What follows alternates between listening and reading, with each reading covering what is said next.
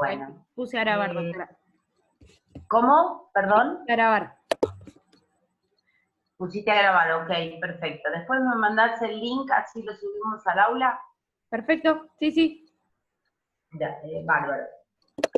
Le vamos a pedir a todos los que están presentes que por favor activen la cámara, porque así estamos seguros de que no se fueron a subir a la cinta caminadora o a la bicicleta fija mientras estamos dando la clase, porque estamos usando el horario de clase, cumpliendo con lo que nos pidieron, así que bueno, entendemos que, salvo el que tenga alguna dificultad con la cámara especial, como ahí me dice Juan Manuel Laportilla, que bueno, dice que tiene un problema, le creemos porque siempre está muy presente.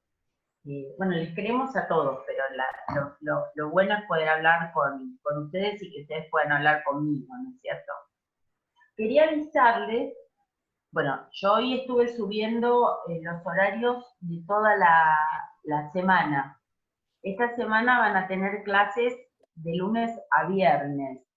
Y para el que tenga alguna dificultad con el día viernes, que sería el único día que no corresponde a la cursada,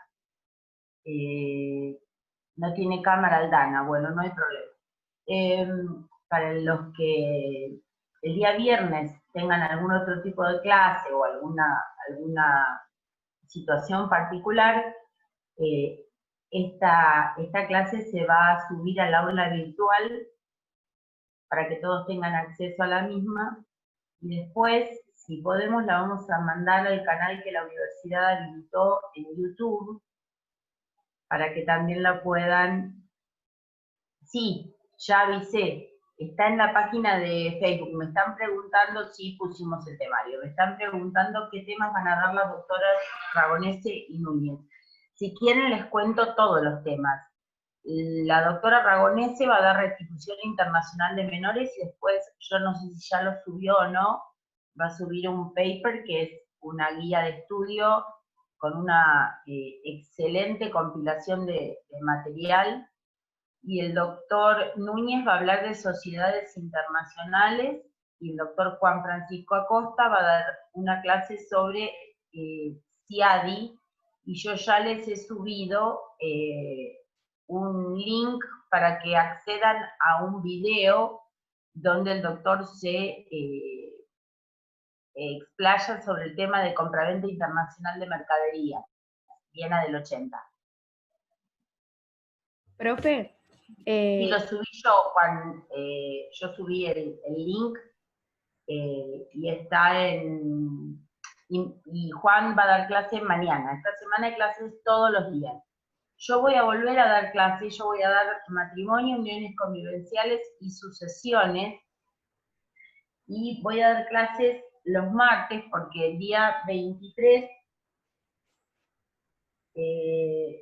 lo tiene reservado la doctora Lundquist, así que yo les voy a dar clase los martes, el 21 y el 28, ¿sí?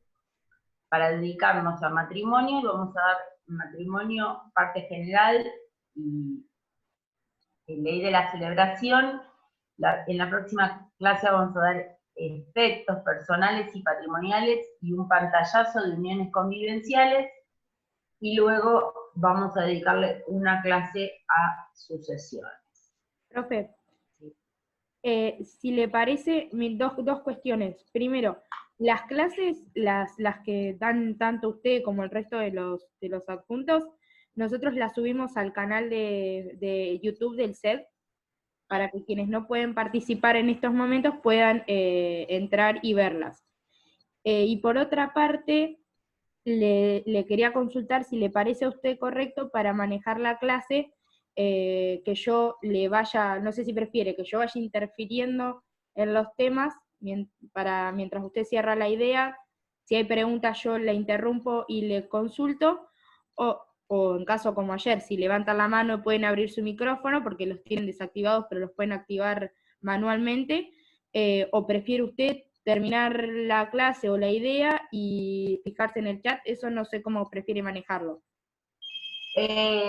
Mira, Vicky, por una cuestión de prolijidad y porque yo no doy clases de memoria, entonces si me distraigo pierdo el hilo y no quiero que queden temas sin aclarar. Vamos a dejar las preguntas para el final de los temas que no se hayan podido comprender. O sea que les pido al que no entiende algo que lo anote. O pueden subir la pregunta al chat porque yo lo tengo abierto y lo voy mirando. Y por ejemplo, si yo les pregunto, ¿entendieron? O me hacen así con la cabeza o me ponen sí en el chat, porque yo el chat lo miro todo el tiempo. O sea, diría mi hijo, las mujeres pueden hacer varias cosas a la vez, o sea, podemos masticar chicle y subir la escalera. Es decir, puedo mirar el chat mientras doy clase. Estas cosas quedan grabadas y después es para, no sé, voy a recibir algún meme o algo, pero bueno, no importa. A mí no me interesa, yo quiero mantener la frescura de lo que es el diálogo que tenemos siempre en la facultad cuando es presencial y que tanto extrañamos en este momento, ¿no? Porque al principio parecía bárbaro esto de que no íbamos a la facultad, pero ahora la verdad que extrañamos todos el contacto interpersonal. Así que bueno, pero es lo que hay, ¿qué vamos a hacer, muchachos? Bueno, vamos a arrancar hablando un poco del matrimonio. Obviamente lo que nos compete a nosotros es hablar del matrimonio internacional, el matrimonio con elementos extranjeros, ¿sí? Porque matrimonio como institución de derecho civil, ustedes ya lo vieron en familia y sucesiones, bueno, familia, no sé cómo está ahora en el programa.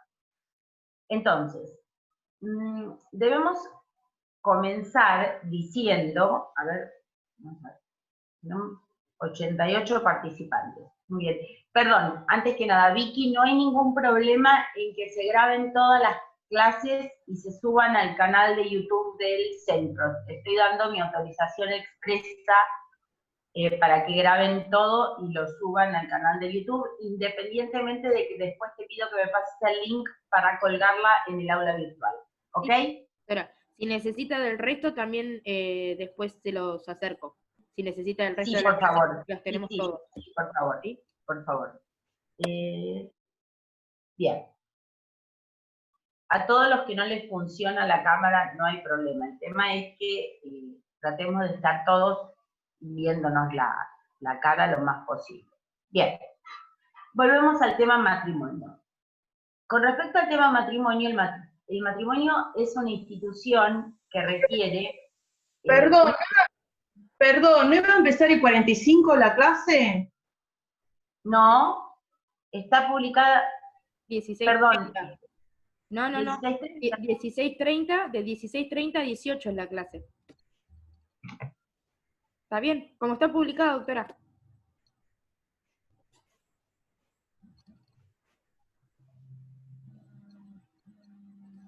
Hace una semana que está publicado el horario.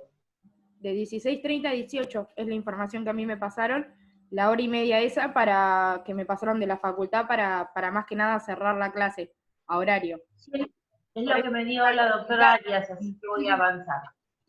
Bien, el matrimonio es una institución que a veces puede parecer antigua, puede parecer que ya no funciona, pero la realidad es que el matrimonio como institución ha evolucionado. Hoy el concepto de matrimonio es completamente diferente al que teníamos hace años, cuando se dictó la ley 2393. El concepto de matrimonio hoy incluye el matrimonio entre personas del mismo sexo, conocido como matrimonio igualitario, calificación con la que yo no estoy de acuerdo porque considero que ahora ya vamos a ver por qué yo no estoy de acuerdo con que se le diga matrimonio igualitario, sino solo matrimonio a secas, matrimonio. Entonces, el matrimonio merece el cuidado y el respeto de la ley, y el derecho internacional también se va a ocupar de cómo regular las cuestiones relativas al matrimonio, en varios aspectos. Uno muy importante, ¿cuál es la ley que va a regir la celebración del acto? Es decir, la validez y los efectos intrínsecos y extrínsecos del acto en sí, y las formalidades. Luego vamos a estudiar más adelante los efectos del matrimonio, ya sea los efectos personales y los efectos patrimoniales. que no se rigen por la misma ley y no tienen al mismo juez competente, son totalmente diferentes. Lo vamos a analizar desde la óptica del Código Civil y Comercial y de los tratados de Montevideo, especialmente en cuanto a los efectos. Va a tener relevancia la cuestión relativa a los tratados de Montevideo. Bien, entonces, hoy nos vamos a dedicar a definir la cuestión del matrimonio y analizar las cuestiones que tienen que ver con la validez del matrimonio y la ley que lo va a regir. ¿Bien? Entonces, considerando que el matrimonio es una institución que merece protección porque es considerada de alguna manera el núcleo de la sociedad en cuanto es la base de la familia, más allá de que hoy haya familias monoparentales, familias ensambladas, se le otorga a las uniones convivenciales la misma validez que a un matrimonio, aunque nuestro régimen de uniones convivenciales se olvidó de regular el régimen de alimentos entre convivientes, ya que estaban, lo podían haber regulado y evitar más conflictos, pero bueno, no está. Entonces, referido a, vamos a analizar las cuestiones relativas al acto matrimonial. El acto matrimonial es el que tiene efecto entre dos personas denominadas contrayentes. Ya no más hombre y mujer, porque con el dictado de la ley 26.618, el antiguo artículo 172 del Código Civil de Vélez fue modificado y ya no dice más hombre y mujer los que deben prestar el consentimiento, sino los contrayentes. Esta ley, que es la que estableció el matrimonio igualitario, y acá vamos a hacer un paréntesis y yo les voy a explicar por qué la 26.618, Hugo Constancio. Lorena dice estaba creída que la semana pasada dijo y 45. ¿Yo dije y 45? No. Bueno. Era lo viejo, señora, perdón, me equivoqué, era lo viejo de la semana pasada y me quedé con eso. Ok. No hay problema. Voy a seguir. Con respecto al tema de matrimonio igualitario, ¿por qué yo no estoy de acuerdo? La discusión filosófica, cuando se discutió la posibilidad de que personas del mismo sexo contrajeran enlace, fue básicamente si la unión entre dos personas del mismo sexo iba a ser considerada matrimonio o no. ¿Sí? Podía ser considerada con otro nombre y considerar que matrimonio era únicamente entre hombre y mujer. Y a esa otra institución llamarla de otra manera, pero darle los mismos efectos que al matrimonio. O considerar que también era matrimonio. No estamos hablando de efectos diferentes, sino de nombres diferentes, de categorías, de calificaciones diferentes. ¿Bien? Cuando se decidió que entre dos personas del mismo sexo también era matrimonio, ¿para qué le tenemos que agregar si es igualitario y no es igualitario? Es matrimonio, punto. ¿Sí? Entonces, la ley, o lo conocido como matrimonio igualitario, es un matrimonio a seca. Bien, matrimonio puede ser entre dos personas del mismo sexo, o dos personas de distinto sexo, o dos personas que se autoperciben de la forma en que se autoperciban. Bien, siempre estamos hablando de matrimonio. Con respecto a la cuestión del matrimonio entre personas del mismo sexo, acá tenemos que hablar de una cuestión que ustedes ya conocen, que es el concepto de actualidad del orden público. Durante mucho tiempo, Argentina no reconocía ningún efecto a los matrimonios entre personas del mismo sexo. Se consideraba que era contrario al orden público internacional el reconocer un matrimonio entre personas del mismo sexo, aun cuando hubiera sido celebrado de acuerdo a una ley según la cual era válido. Esto, a mi entender, cambió cuando la Ciudad Autónoma de Buenos Aires reconoció las uniones civiles, ¿sí? Porque las uniones civiles, recuerdan que ese fue el primer paso, se le reconocieron efectos a las uniones civiles ciertos efectos en la Ciudad Autónoma de Buenos Aires. A partir de ese momento el orden público internacional argentino cambió, evolucionó, y el concepto de actualidad del orden público hizo que ya no fuera contrario al orden público reconocer efectos a un matrimonio celebrado de acuerdo a las normas de un foro donde era válido y que desplegaba plenos efectos en nuestra legislación. Entonces, debemos reconocer que a partir de ese momento,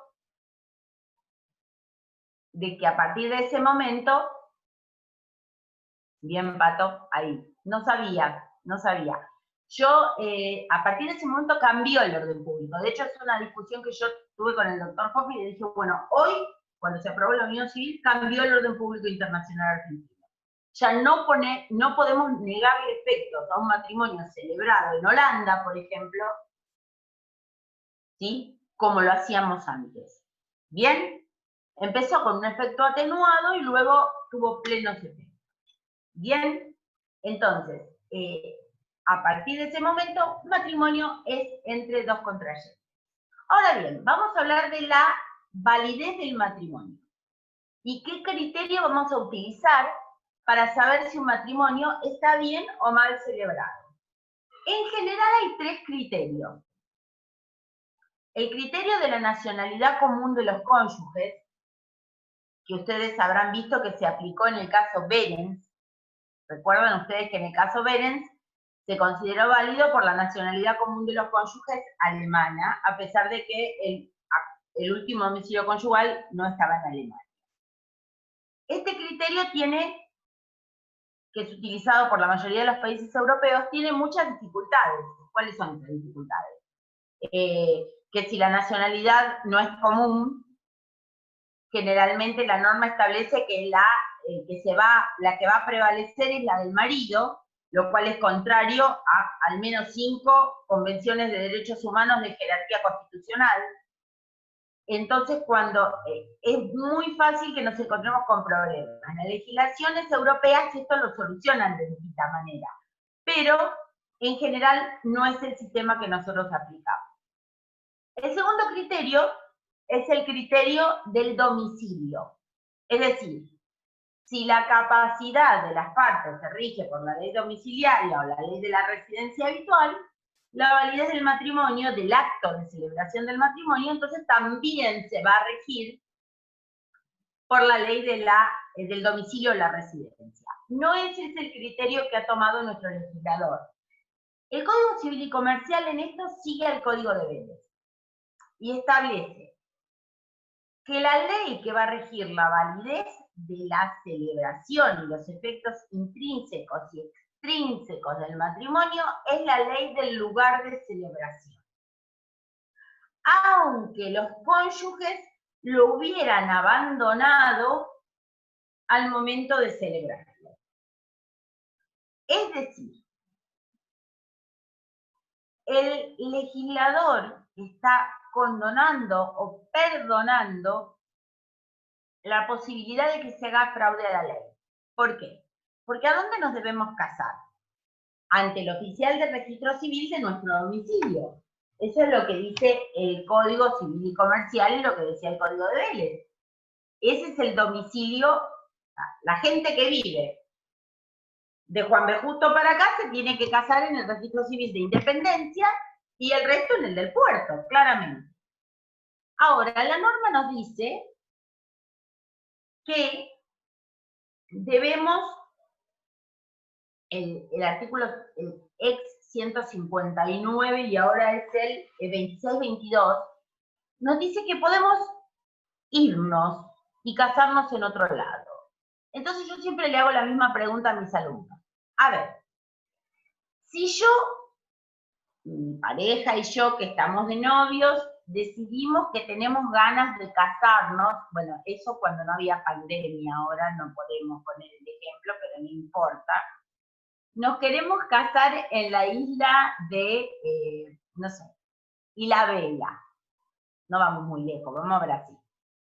Queremos que nos case el capitán del MSC Música.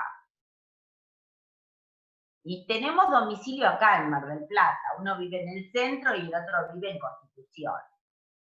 Y nos casamos, porque el capitán puede. ¿Ese matrimonio es válido para la ley argentina o no?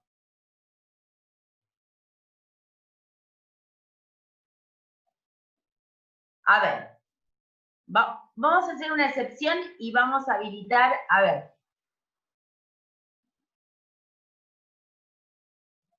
Bien. Muy bien, Daniela Chamorro. ¿Dónde está Daniela Chamorro? Bien. Deshabilitate, desmuteate y explícalo.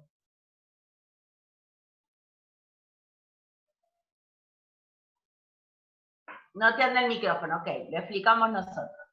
La respuesta correcta, si bien todos dijeron que sí. No sé si se escucha. ¿No se escucha o sí? Se escucha bajito, deja que yo lo explico.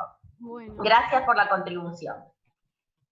Es válido siempre y cuando no utilicemos el abandonar el oficial de registro civil del domicilio para violar uno de los impedimentos dirimentes, ¿sí?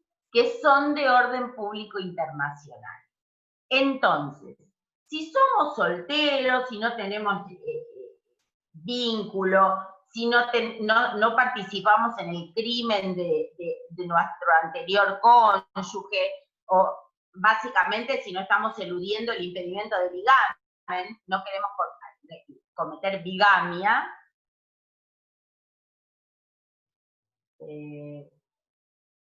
no, el fraude está permitido, o sea que no hay fraude, porque yo me puedo ir a otro lado y casarme. No puedo hacerlo si lo voy a hacer para violar un impedimento. ¿Sí? Entonces, ¿qué pasó acá? ¿Por qué? Si en todos lados tenemos que casarnos donde dice, tenemos que cumplir donde dicen, acá nos dejan irnos a casarnos a la isla de Isabela, Margarita, o donde se nos cante en Punta Cana. Porque Vélez, y luego el legislador del Código Civil y Comercial, permitió esto para que la gente se pudiera casar donde quisiera y el matrimonio fuera válido igual. ¿Por qué? Por la legitimidad de la descendencia. Bien, porque hay algo que se llama favor matrimonio. Es decir, va a prevalecer la importancia de que el matrimonio sea válido y que los hijos sean legítimos por sobre la prohibición de irse a otro lado, siempre y cuando no tenga un fin deshonesto como es violar un impedimento. ¿Por qué tanta importancia a la legitimidad de la descendencia? Bueno, porque hoy por hoy nosotros estamos acostumbrados a que un hijo matrimonial, extramatrimonial, de unión convivencial, monoparental, madre soltera, padre soltero, tiene los mismos derechos. Y parece de otro siglo, bueno, de hecho lo es, el hecho de que hubiera diferencia entre hijos matrimoniales y extramatrimoniales. Pero la realidad, chicos, es que hasta la ley 23.262, dictada en el gobierno de Raúl Alfonsín, los hijos extramatrimoniales heredaban la mitad de lo que heredaban los hijos matrimoniales.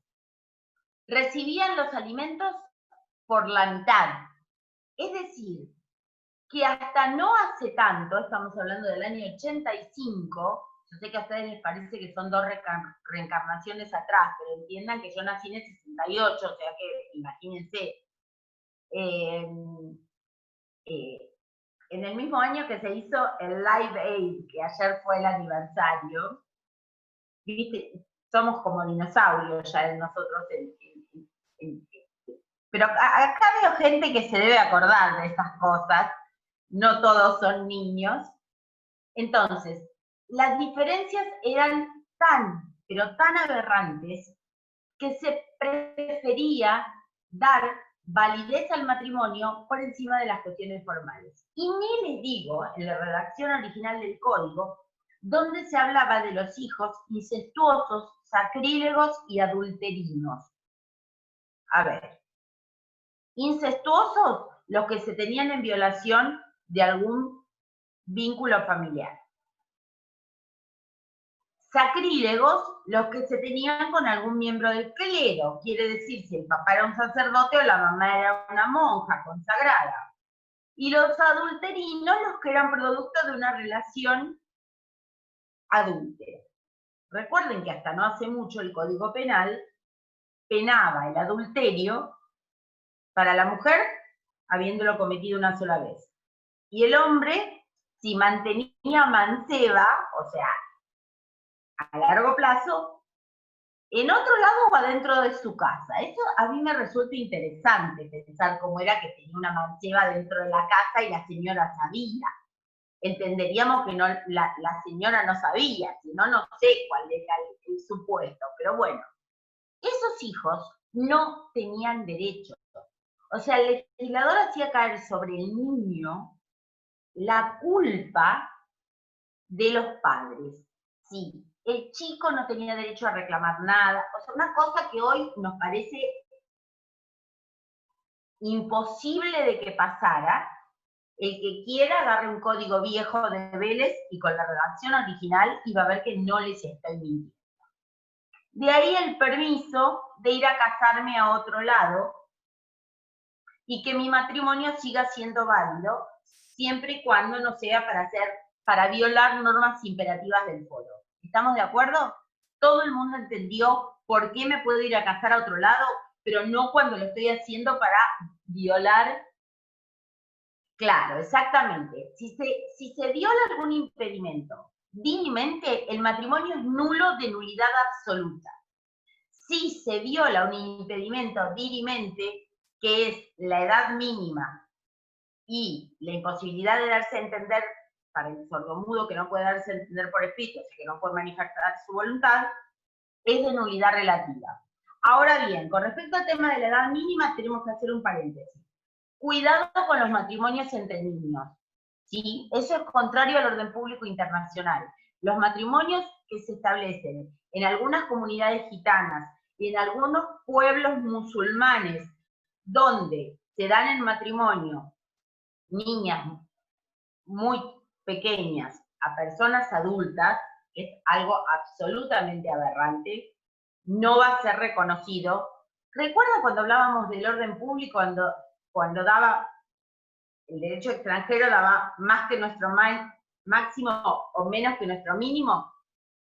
Bueno, en este caso, el tema de la edad mínima, si bien es una nulidad relativa, tiene el límite en que los matrimonios entre niños están absolutamente prohibidos y sancionados. De hecho, es un delito, porque el menor no puede prestar consentimiento. ¿Vieron cuando dicen, no, fue consensual y era una menor de edad? No, los menores de edad no pueden prestar consentimiento. O sea, que no importa si era el noviecito y la chica dijo que sí, es menor de edad. El sí ese no tiene ningún valor, y ahí nos plantamos, ¿sí? Con respecto al consentimiento. Entonces ahí tenemos otro tipo de norma. Estaríamos hablando exactamente,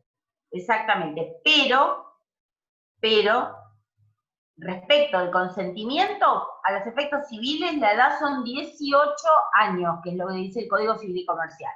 Entre 16 y 18 no estaría el delito, pero no hay consentimiento, por lo cual no se podría casar, claramente. Salvo que estuviera emancipado. Recuerda que con autorización o venia judicial. Autorización o venia judicial o emancipación realizada como corresponde. Y siempre mayor de 16. Si no, estamos hablando de un delito penal, como dijo alguien muy bien, estupro.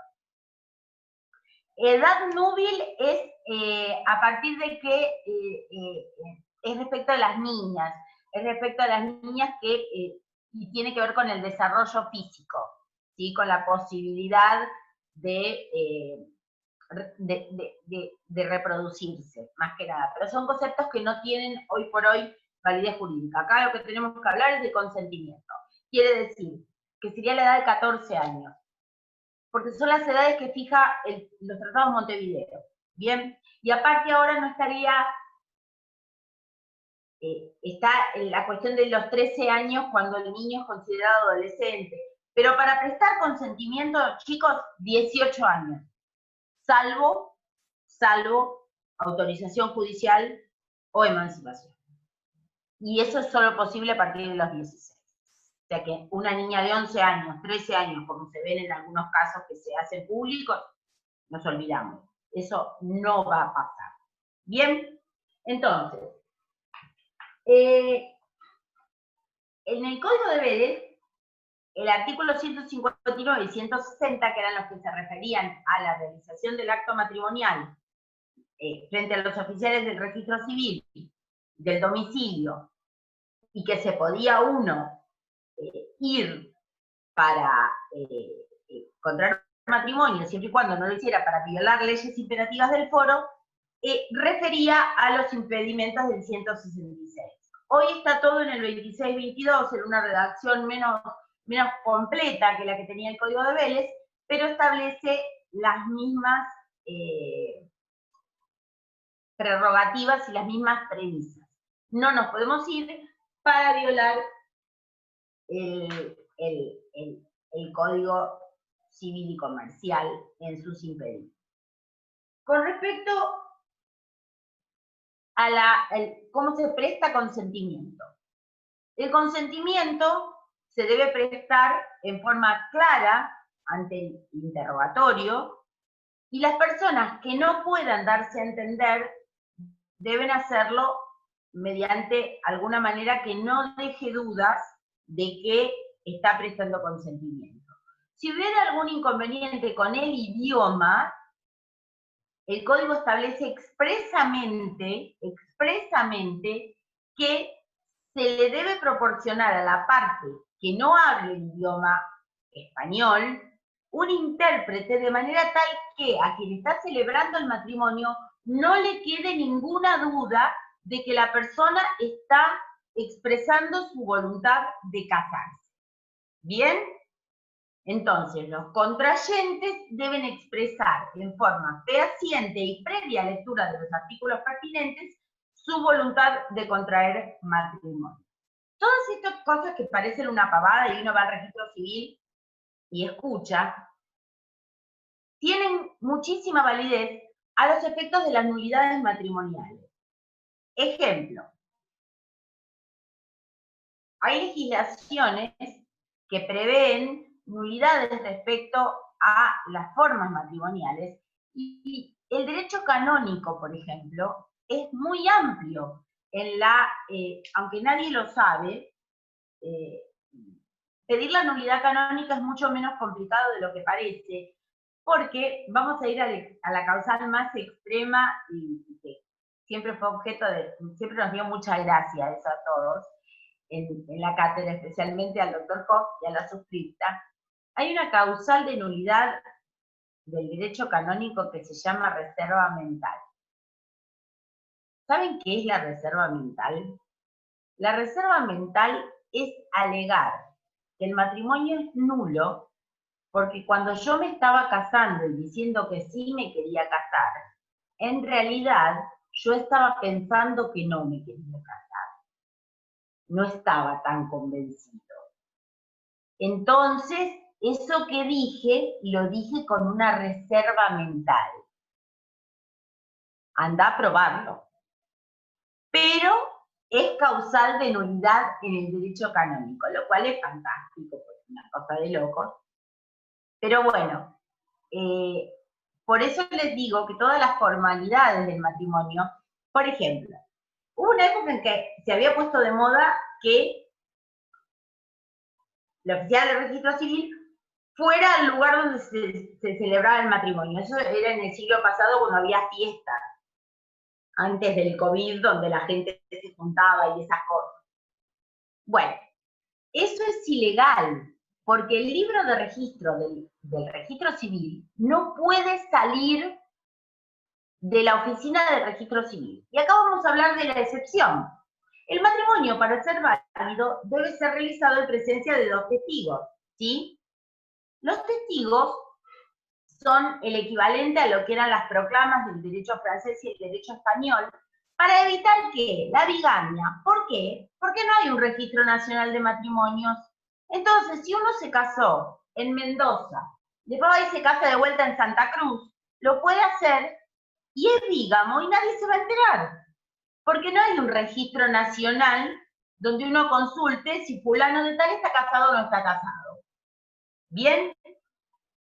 Ahora bien, si existe una imposibilidad física de una de las 2 partes para que concurra al registro civil, una imposibilidad realmente probada, ahí es en el único supuesto en el que el Código Civil permite que el oficial saque el libro y lo lleve al lugar donde se encuentra la persona imposibilitada para prestar su consentimiento.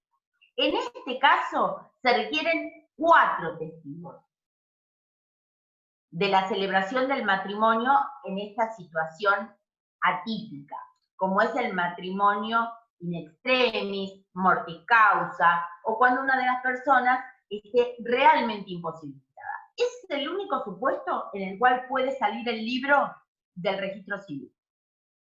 Todo lo demás es nulo.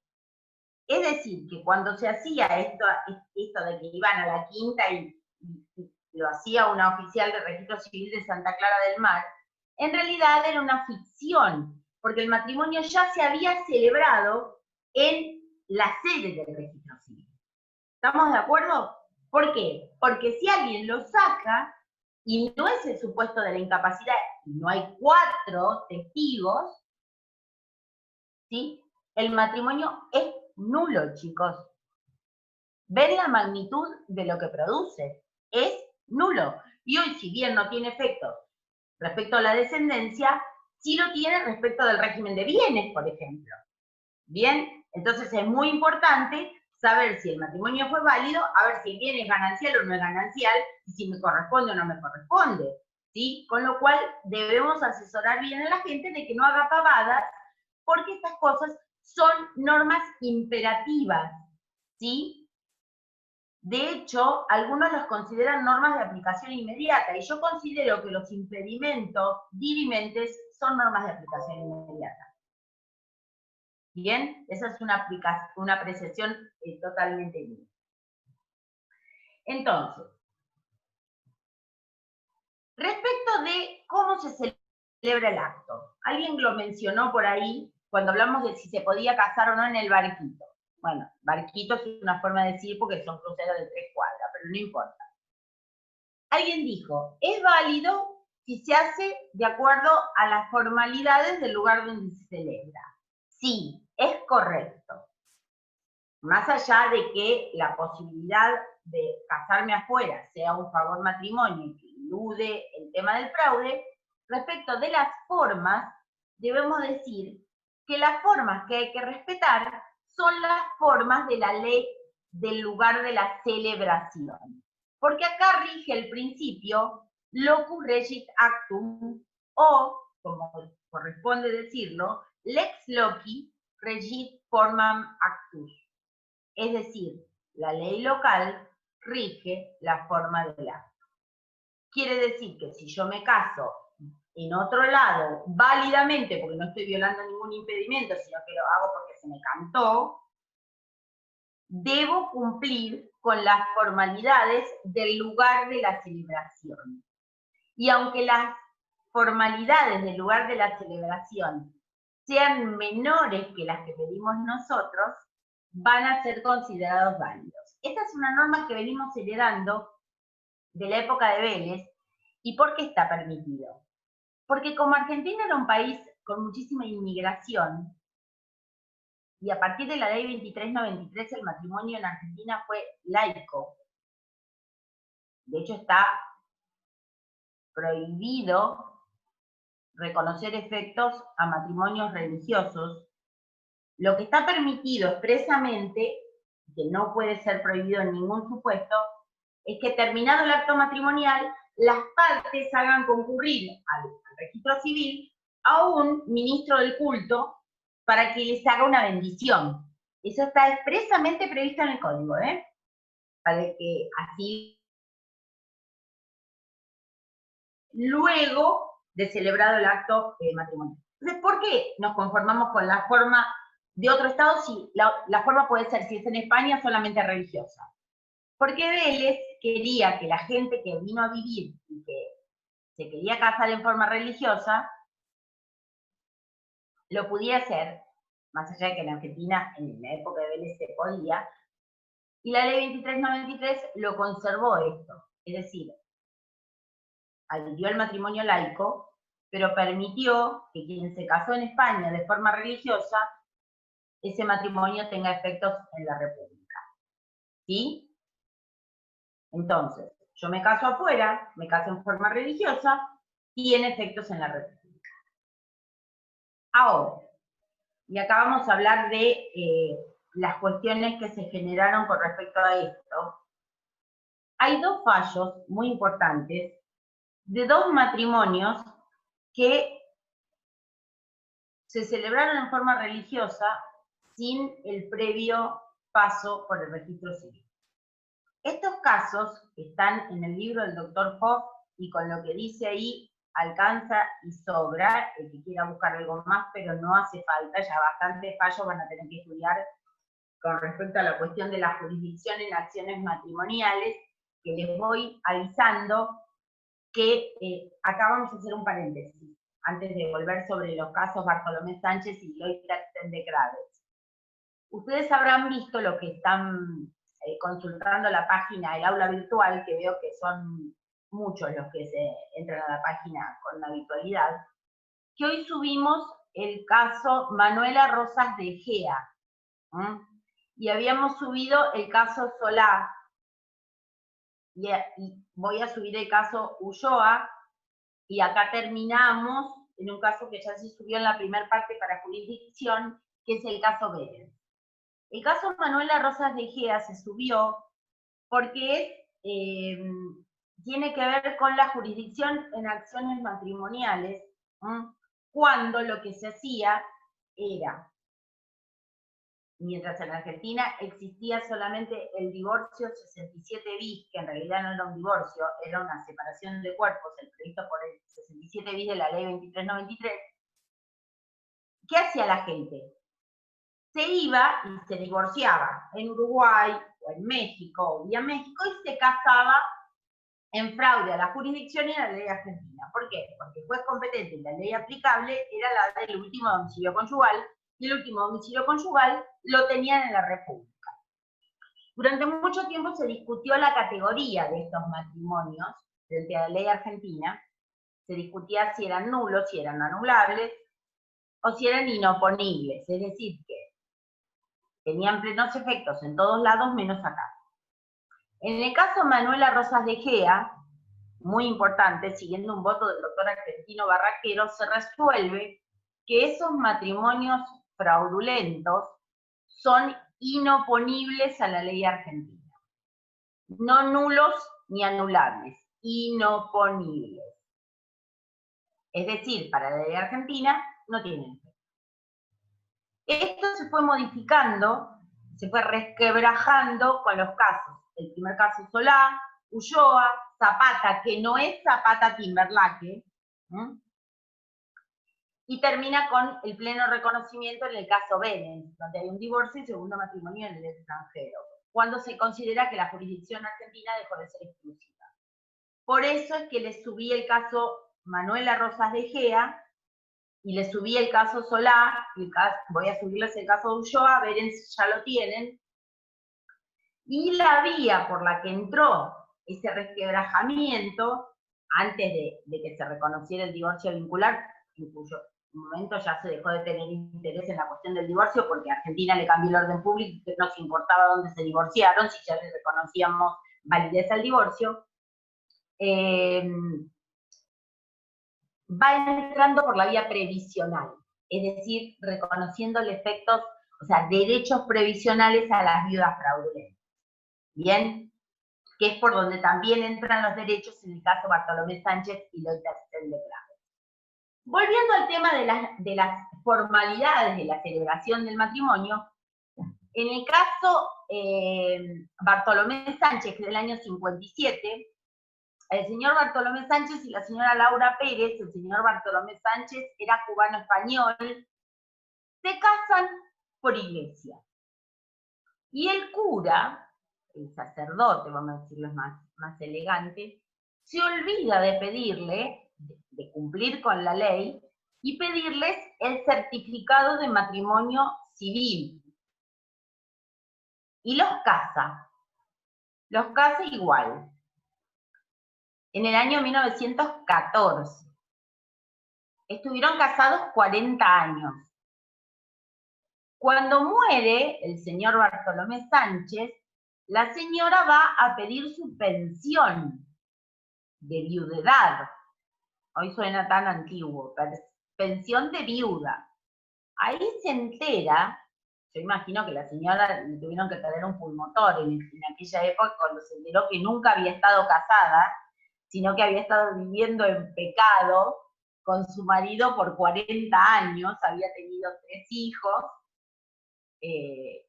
Luego que la señora se recuperó del desmayo, se enteró de que era soltera a los efectos de la ley, porque el matrimonio religioso no tiene efecto. Bueno, esta señora peleó muy bravamente para que le reconocieran sus derechos, a pesar de que fue, en primera instancia, no se los reconocieron, la Cámara de Previsión Social no se los reconoció, llegó a la Corte, y en un voto de Sebastián Soler, el penalista, que, como dice el doctor Hoff, demostró su talla como jurista, buscando la equidad y lo que está bien, consideró que si bien es cierto que no estaban casados a los efectos de la ley, tomando en cuenta la naturaleza del derecho a la pensión, que es suplir la asistencia económica que el cónyuge premuerto tenía en la familia, más en este caso que era el hombre, en una época quizás la tarea de las mujeres no era tan habitual, y considerando, y acá esto es lo más importante, chicos, porque esto después fue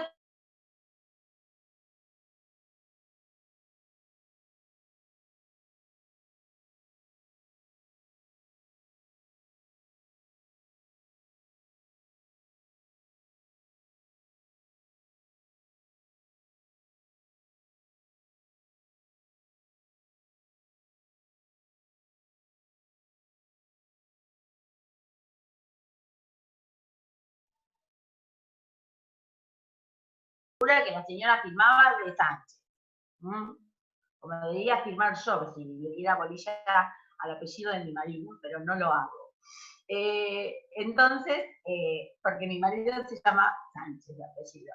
Entonces, estoy segura que la señora se identificaba como señora de Sánchez, claramente, ¿sí? Entonces, en este caso lo que se está premiando, nada sabemos, y probablemente haya sido un tema donde no haya podido tener tanto éxito con respecto a la cuestión hereditaria, es decir, no sabemos nada de si a la señora la consideraron socia de la sociedad conyugal. Yo entiendo que no le deben haber reconocido derechos, le deben haber aplicado la doctrina de que si no se prueban los aportes a la sociedad de hecho, la que era conocida como concubina, que hoy es conviviente, no tenía derecho a nada.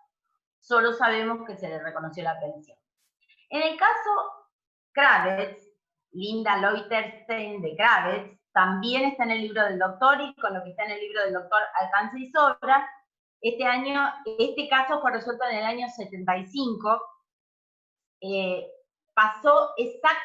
muy fácil que se acuerden, porque el caso Sánchez se resolvió en el 57 y este en el 75. O sea que, ayuda a memoria, uno es al revés del otro. No, claramente, es lo que acabo de decir. No la reconocen como viuda. En ningún caso la consideran viuda. Lo que le reconocen es el derecho a la pensión. Si la hubieran reconocido como viuda, hubiera tenido derechos hereditarios y derechos a la mitad de la sociedad conyugal, que es lo que pasa en el caso Berens. En el caso Berens sí le reconocen la legitimación a la segunda cónyuge como viuda. Ella solo pidió la pensión. Claro, no, claramente Juan Manuel no heredaba. En realidad la cónyuge no hereda, salvo en los bienes propios. La cónyuge concurre como socia.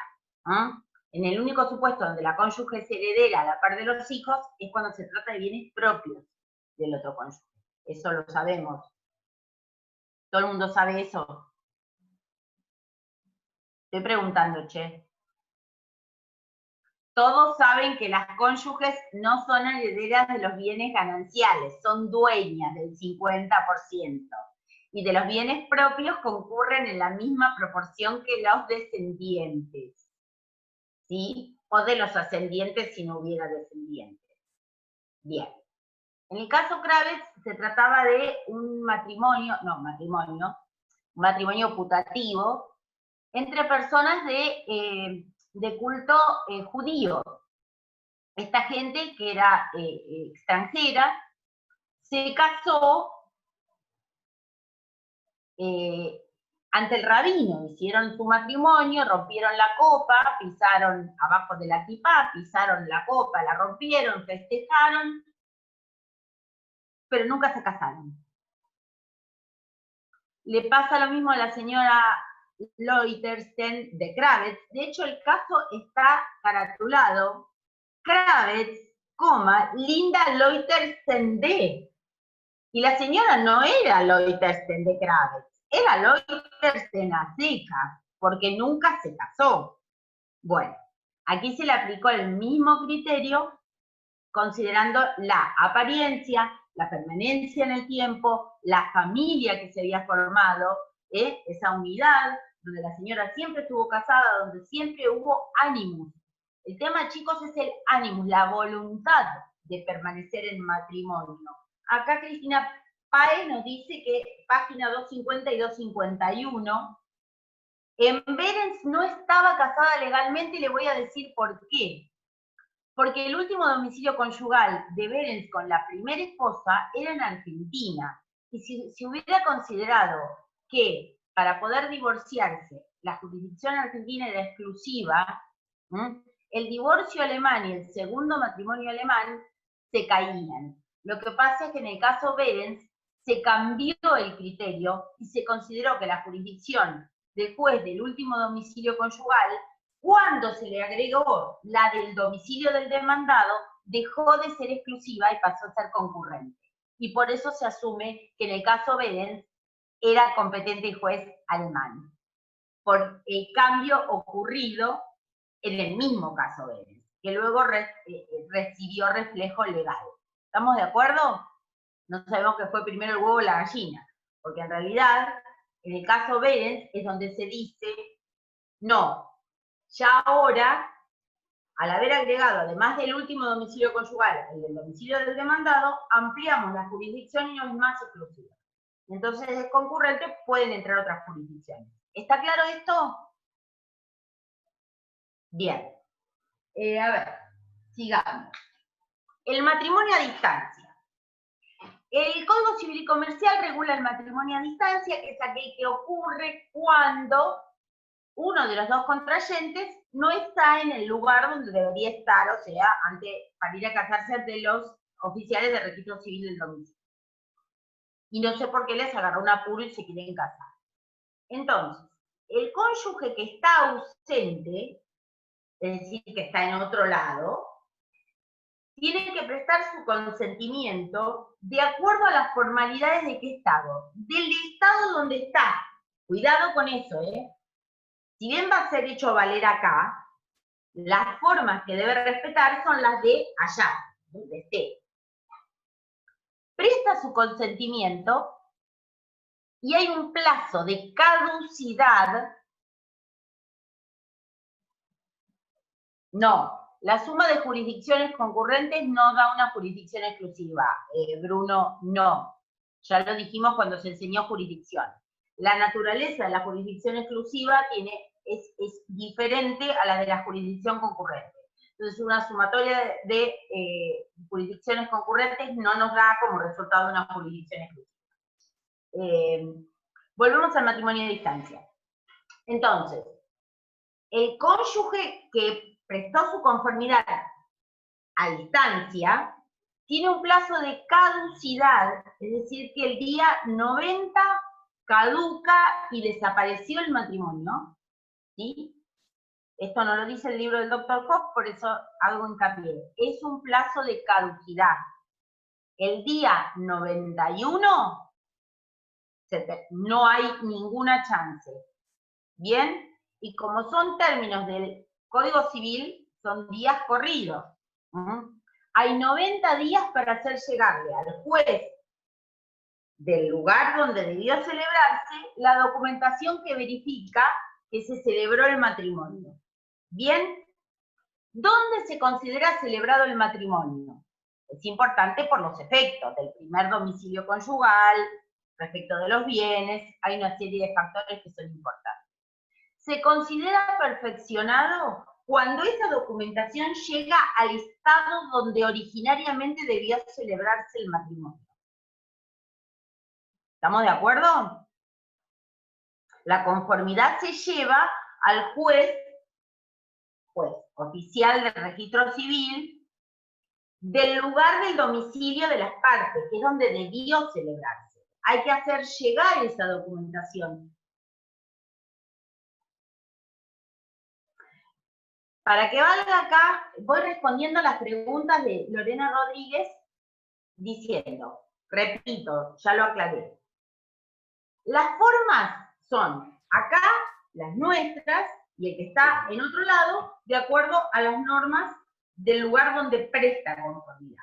Pero esta documentación debidamente legalizada, certificada o traducida, como sea, debe llegar al registro civil. Vamos a suponer argentino, ¿sí? De acá de Mar del Plata, antes del día 90 o hasta el día 90. Y el matrimonio se considera perfeccionado en Mar del Plata. ¿Está claro? No, el lugar donde se debía celebrar, en el caso de matrimonio a distancia, no tenemos el changüí de irnos a otro lado. No. En el caso del matrimonio a distancia, hay que celebrarlo. La parte presente, a donde le corresponde, y el ausente, a donde se encuentre, y hacer llegar la documentación en el plazo de caducidad de 90 días. ¿Está claro cómo es el matrimonio a distancia? Respecto del tema de la edad mínima para contraer matrimonio y los matrimonios a distancias, no está permitido el matrimonio por poderes. Hay una convención de Nueva York sobre edad mínima y consentimiento conyugal, que en este caso estaría teniendo yo una duda con respecto al año, así que no quiero decir algo que no sea. Si ustedes buscan Convención de Nueva York sobre edad mínima y asentimiento conyugal, ahí van a ver la normativa internacional respecto de la edad mínima para contraer matrimonio, y también incluye el matrimonio por poder, que el Código Civil y Comercial no lo respeta. Bien, es decir, que no podemos casarnos por mandatario, ¿no? Claro, pero el consentimiento que perfecciona el acto, el acto se perfecciona con la entrega de la documentación. Ahí se considera prestado el consentimiento. ¿Está claro? No es en donde estaba el que estaba a distancia. Si no, no habría una norma que obliga a traer la documentación dentro de los 90 días, y ahí se considera perfeccionado el acto. Esta condición suspensiva, que es de que llegue el consentimiento, es la que hace que el día 91 ese matrimonio no exista. ¿Está claro? Porque es cuando se considera perfeccionado en el lugar donde se encuentra el presente. No, no es el mismo día. 1914. De hecho, tenía una duda si era 1914 o 1922. Gracias. Somos seres humanos, nos podemos olvidar de una fecha. Ustedes también, no hay ningún problema. Se perfecciona al llegar al registro del lugar donde debía celebrarse, exactamente. Y en cuanto a la forma, repito, ya lo dije, La persona que se encuentra presente cumple con las normas argentinas y el que está ausente cumple con las normas del lugar donde se encuentra. ¿Bien? Lo único que le pedimos es que si es en un idioma extranjero lo haga traducir, apostillar o lo que sea necesario para que la documentación sea fehaciente. Bien. Sigamos. Tengo la ayuda a memoria porque esto del Zoom es bastante distractivo. Entonces, vicios del consentimiento. Con respecto a los vicios del consentimiento, debemos consultar la ley del Estado donde se está celebrando, ¿sí? Es decir, que para los matrimonios celebrados en la Argentina, los vicios del consentimiento van a ser error, dolo o violencia, claramente. Y acá aparece lo de los vicios del consentimiento, lo pintoresco de la reserva mental como vicio del consentimiento para obtener la nulidad canónica, que sería aplicable a cualquier matrimonio religioso celebrado en cualquier lugar del mundo. Respecto de los vicios, les vuelvo a repetir, son los mismos que rigen respecto de la capacidad de las personas y debemos consultar el derecho interno del Estado cuya ley regule la celebración de ese matrimonio. Vamos a hablar ahora de la influencia de la Lex Fori sobre la Lex Loci.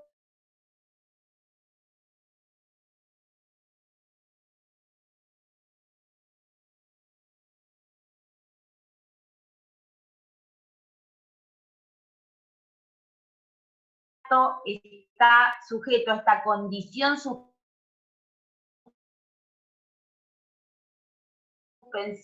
que es que llegue la documentación.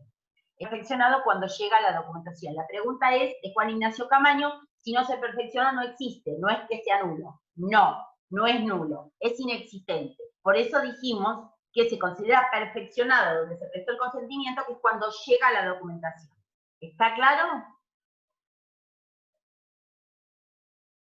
Sí, los vicios, sí, exactamente, 175, Juan Manuel. Vamos a volver al tema de la influencia de la Lex Fori sobre la Lex Loci, de la que habla el doctor Hoff. Y acá vamos a hablar del supuesto de los matrimonios polacos y los matrimonios alemanes. Resulta que después de la Segunda Guerra Mundial y la batalla de Monte Cassino,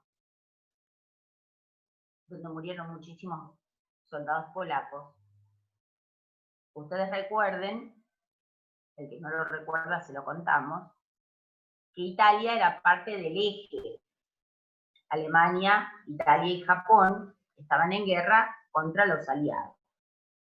Cuando cae Mussolini,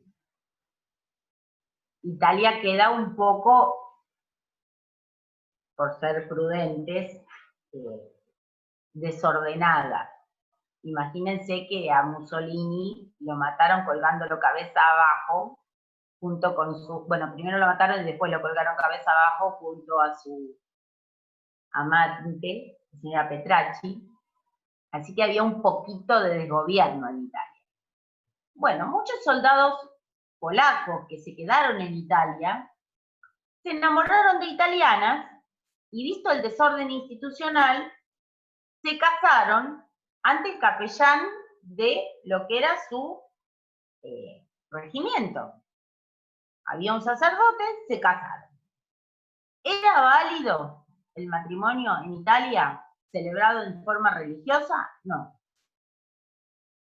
Pero la norma italiana decía que si de acuerdo a la ley nacional de uno de los contrayentes era válida, se le podía reconocer validez. ¿De acuerdo a la ley polaca era válido? No. Entonces, ¿qué pasó? Y acá vamos a hacer un paréntesis. De los sistemas matrimoniales, hoy me olvidé de decirlo, por eso hay que tenerlas una memoria, los criterios para tomar en cuenta la validez de un acto matrimonial son dos. Uno es el matrimonio formal, sacramental, y otro es el consensual. ¿Bien? En todos los países donde rigió el derecho religioso, el derecho canónico, se siguió la recomendación del Concilio de Trento y el matrimonio pasó a ser un acto formal. Sin cumplir con las formalidades, no hay matrimonio.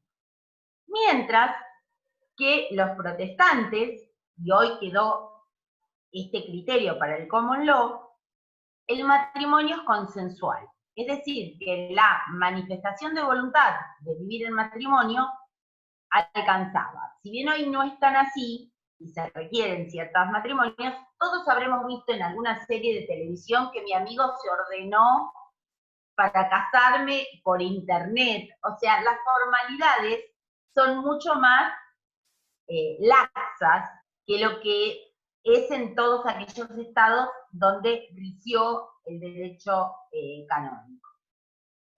Entonces, ¿qué pasó?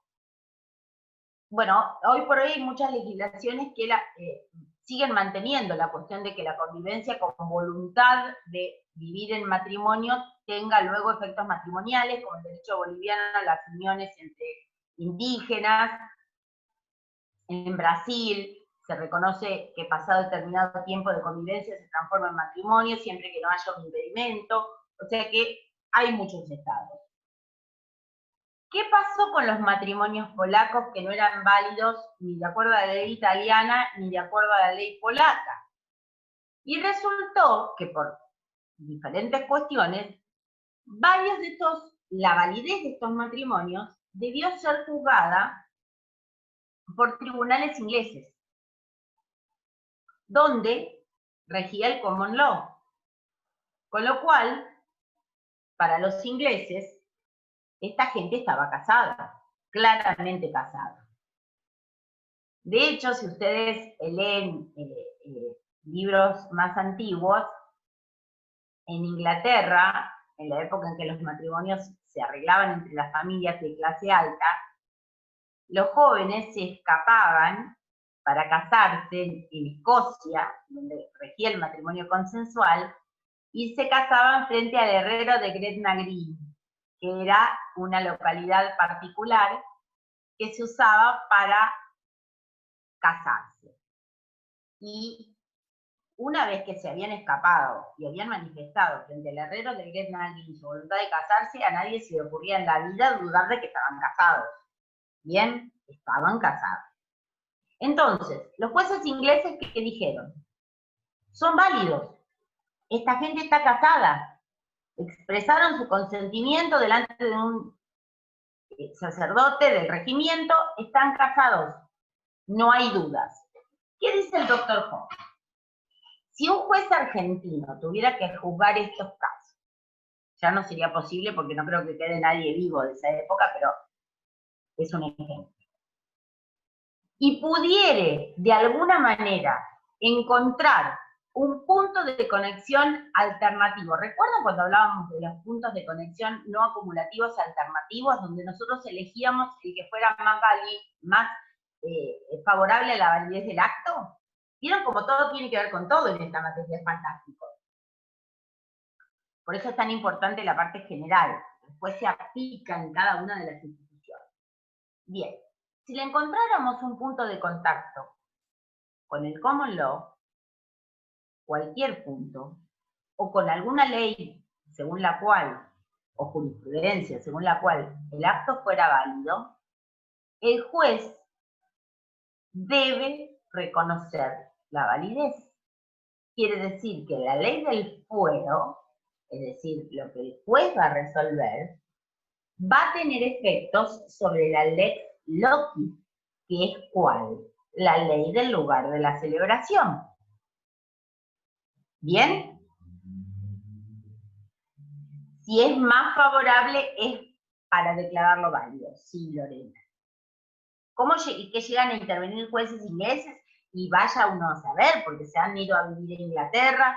Recuerden que es una época donde los estados han quedado devastados y donde los movimientos en Europa fueron enormes. De hecho, en Inglaterra hay una enorme inmigración judía de gente que se escapó a partir del año 38 y 39, cuando empezaron a confiscar las propiedades en Alemania, en la parte de lo que hoy es Polonia, que era Prusia. Entonces, mucha gente se fue pues de los regímenes totalitarios. Recuerde que en Alemania, en Italia también lo había. Entonces, no sabemos cómo llegaron a la jurisdicción inglesa. Tendrían domicilio en Inglaterra. Esa es lo que yo puedo presumir.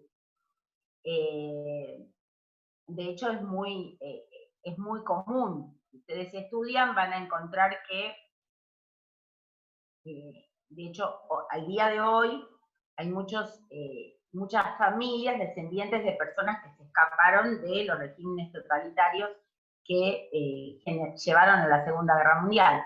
Pero es un proceso difícil, largo, y no es objeto de esta clase.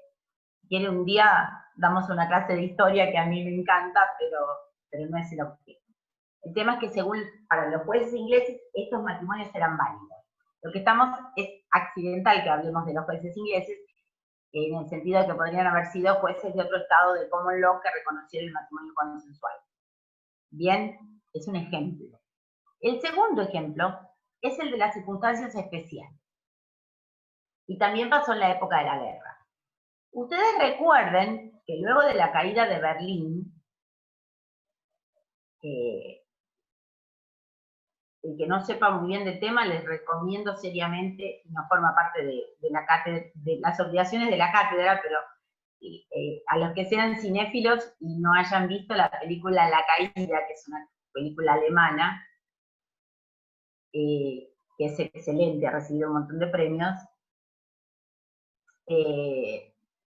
sobre los últimos días de Adolf Hitler en el búnker que estaba debajo del Reichstag, mientras caía el régimen y venía el ejército rojo.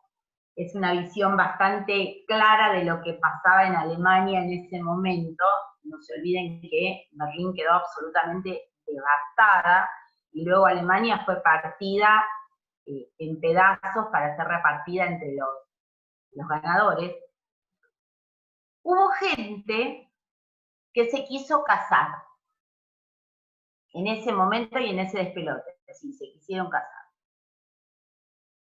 En ese momento no se sabía ni qué legislación estaba vigente, porque las normas del Tercer Reich, por ejemplo, prohibían a los judíos casarse con personas cristianas, por ejemplo. Ahí en la película se ve cuando le preguntan a los contrayentes, a Adolf Hitler y Eva Braun, si ninguno declaran bajo juramento no ser judíos. Caído el régimen, los oficiales de los registros civiles en funciones no se sabía si tenían o no la facultad de hacerlo, pero hubo gente que se casó en ese periodo de indeterminación. ¿Qué pasó?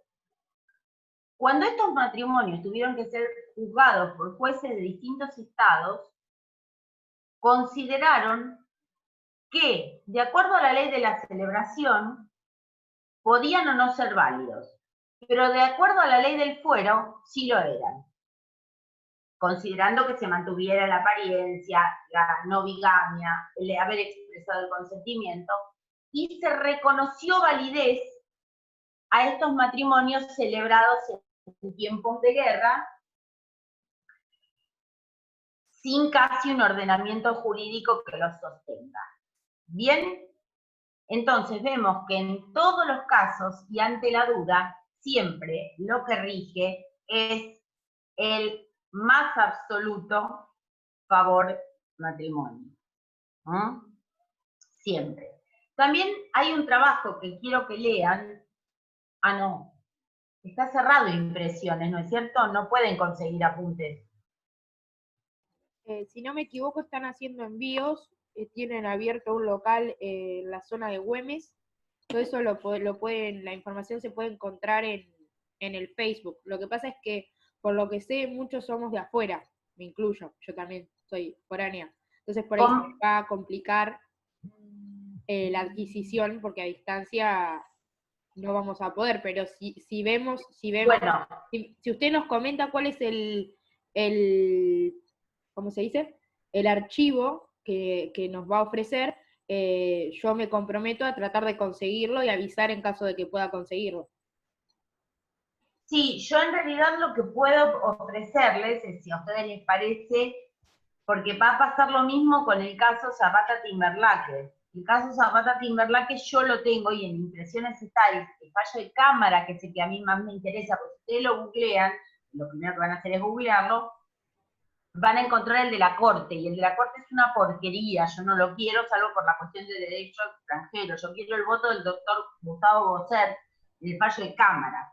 Y eso está en un apunte del libro de la doctora María Blanca Nota, que es la que yo dejé hace muchos años en impresiones. Entonces, bien, lo que vamos a hacer es lo siguiente, si ustedes están de acuerdo. Este trabajo, que yo les digo, es el apunte 15 bis, y ese caso de bigamia doble de la Sala M sobre un caso de una bigamia cometida en el estado de Florida. Yo lo tengo ese material. Si ustedes quieren, yo lo que puedo hacer es escanearlo y subirlo a la página. No sé, Vicky, vos qué pensás. Sí. Yo lo que no quiero es, el caso de la Sala M no hay ningún problema porque no estoy violando ningún derecho de autor porque es un fallo. Y está el comentario del doctor Hoff, que el doctor, yo tengo autorización del doctor de publicar todas las cosas que él escribió, porque de hecho hoy les subí un trabajo, que es la ponencia por los 130 años de los tratados de Montevideo, un trabajo sobre restitución internacional de menores que hizo el doctor Hoff, que lo presentó en la facultad hace un par de años.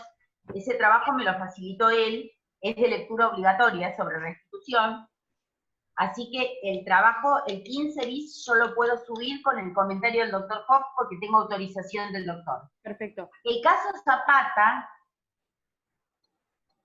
yo tendría que subir solamente el fallo y sacar la parte del trabajo práctico, porque si no le estoy violando derechos de autor a la autora del libro. Bien. Si a usted le parece y después agregar o hacer un video explicando por ahí para complementar, si a usted le parece que queda medio desprovisto de contenido, porque va a faltar claramente el comentario, solo si a usted le parece, ¿no? Por ahí no, yo quiero agregar.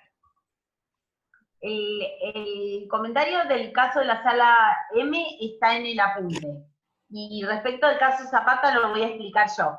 Bien, por eso. Porque si no, es imposible. No, si ustedes agarran el caso Zapata y lo leen solos, no van a tener suerte. A eso me refería por la desprovisión de contenido. Pero si le parece a usted hacer el video y subirlo también, así no... y va a quedar completo también. Así, para buscar si no, buscamos algún huequito para dar una clase más y yo les explico el caso Zapata, el que pueda concurre, el que no pueda no concurre. Va a estar grabado, así que no habría mayores inconvenientes. Igual yo les digo esto, chicos, hoy tuvimos una asistencia excelente, porque en un momento éramos 88, si bien es cierto que las clases se van a colgar y van a estar en YouTube y todo, no es lo mismo mirar el video que venir a la clase. Claro. ¿Sí? Porque, claro, sí, yo lo voy a escanear y lo voy a subir como adjunto al aula virtual. El trabajo del caso de bigamia doble y el caso Zapata-Timberlake que va a entrar. ¿Bien? Voy a ver cómo me las arreglo, o si no voy a pedir ayuda de la gente del centro, que siempre tiene lo mejor para darme una mano con estas cosas. Y después vamos a dar una clase. Bueno, el que no pueda no viene, el que pueda venga, porque si no entendió nada, agarró el fallo, si quiere tirar por la ventana, porque cuando vio las iniciales solas le agarró un coma, venga a la clase. ¿Estamos de acuerdo? Perfecto, doctora. Sí. Sí, no quiero interrumpirla más, quedan 5 minutos. ¿Sí? Por si desea hacer alguna. Sí, perdón, Vicky, el 15 bis es el trabajo sobre matrimonio, bigamia doble, Sala M de Florida, con comentario del doctor Hoff, que también habla de la cuestión de la aplicación y prueba del derecho extranjero. Es un caso cortito, pero muy interesante. Si no, Vicky, ese lo pueden subir ustedes, porque está en impresiones. ¿Alguno de los chicos que tenga contacto con impresiones? Bien, pero si usted lo tiene cargado en su computador, usted lo tiene que escanear, dijo. Bien, bien, yo ahora les comunico esto a los chicos y para que lo traten de conseguir. Sí, sí, no hay Sí, problema. yo no lo tengo, es más, no sé si lo tengo en la carpeta, lo tengo que buscar para escanear, tendría que irme yo hasta Güemes y las Heras, y capaz que tardo y me cuelgo y no lo hago. Entonces, No, si no, la gente del centro... no se haga problema. Cualquier inconveniente que llegamos a tener de que no se puede conseguir, yo automáticamente me comunico con usted para ver si podemos buscarle otra vuelta, otra solución más. Sí, más allá de la fecha, Ahí Juan Laportilla está viendo que sería un golazo, Juan, si vos podés y no te molesta. bueno, el que quiera se lo puede mandar a cualquiera o me lo mandan a mí, si mi mail ya lo tiene todo el mundo, así que me lo mandan y yo lo subo al aula virtual, así lo leen y cualquier duda la próxima clase me preguntan, ¿sí? Buenísimo. Bueno, estaríamos en horario, creo, Vicky, ¿no? Quedan 5 minutos, por si usted quiere agregar alguna información más. No, les recomiendo que asistan mañana a la clase de CIADI, si bien todas las clases, yo estoy muy satisfecha porque creo que todos los profesores de esta cátedra se esmeran mucho en la enseñanza. La clase de mañana sobre CIADI que va a dar el doctor Juan Acosta les va a resultar muy útil, lo mismo la clase de la doctora Aragonese y la clase del doctor Núñez. No se las pierdan porque el derecho comercial es muy, muy arduo, ¿sí? Y la doctora Aragonese está trabajando en un acopio de materiales y desde ya les recomiendo que previo a la clase de la doctora Aragonese lean el fallo Abbott. A, B larga, O, T. Y hagan hincapié sobre la aplicación del principio del NE, escriban así, N-E, exeat. Ya cuando lean el fallo van a entender qué significa el derecho de NE. ¿Lo puede escribir? ¿A dónde quiere que lo escriba? No, ¿usted no tiene para escribir en el chat? Ah, sí, perdón. Está bien, gracias. Sí. No, las notas de la comisión 02 no las subí yo. No, porque la realidad es que la doctora Lundquist sí subió las de la 1, que era lo que tenía que hacer, y yo no tengo tiempo, porque les prometo que esta semana las subo. Igual hay un par que tienen mal la nota, quédense tranquilos que ya están chequeadas. Las dos que andan complicadas con que le subieron un 2 y están aprobadas.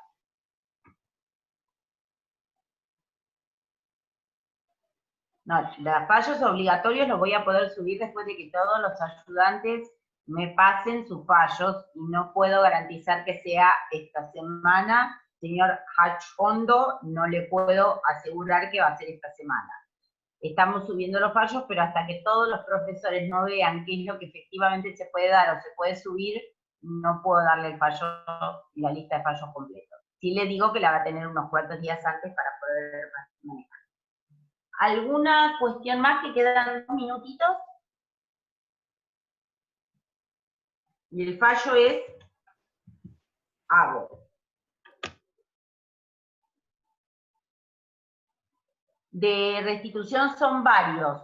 Tenemos a Montoya Álvarez, tenemos Todorovich Müller, hay varios casos. ¿Cuál está en el campus? Abbott no, va a estar explicado en el paper que está preparando la doctora Aragonese y que estaremos subiendo en estos días. ¿Algo más? Ahí Hugo puso que consiguió un documento que lo va a pasar a un grupo que tenemos, que estamos en cada comisión, todos estimo. Yo se lo mando a usted por mail, o se lo manda a Hugo por mail. El PDF. ¿Cuál PDF, Hugo? ¿Nos podrías decir? Habilites el micrófono.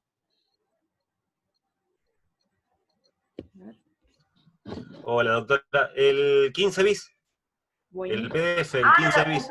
usted tiene el Sí, trabajo de bigamia doble. ¿Lo puede mostrar? conseguí. Lo acabo de descargar en el celular, por eso Ok, no. perfecto, listo. Si lo tiene en el celular, Yo lo se lo paso a usted manda. por mail cuando Claro. lo mande a nuestro grupo, se lo mando a usted por mail.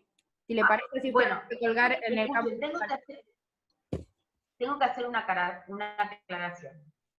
En razón de que no se pueden duplicar las clases por Zoom, porque no hay disponibilidad de aulas ni se pueden dar 2 veces la misma clase. Cada clase que se da se considera que es válida para las 2 comisiones, aunque otra tuviera un horario diferente. Para no violarle los derechos de defensa en juicio a nadie, todos estos videos está permitido grabarlos, está permitido subirlos al canal de YouTube, y además se van a mandar al canal de YouTube institucional que la facultad creó. Los colores de la cátedra van a ser violeta y negro, ya nos preguntaron. Y ahí van a tener acceso a todo el material y a todas las clases. Todas las clases van a estar en el aula, en el canal de los chicos del centro y en el canal de la universidad. El que no pueda venir a la clase porque el horario no le resulta, tiene como ver la clase. ¿Estamos de acuerdo? No se van a dar 2 clases aunque haya 2 comisiones, porque es absolutamente inviable. No hay aulas. No, de hecho nos estamos, perdón, no quiero cortarla, pero nos estamos excediendo. ¿Ya está? Y justo, Buenas tardes. bueno, muchas gracias, doctora. Nos mantenemos en contacto. Buenas tardes y que tengan un día excelente. Gracias igualmente. Adiós.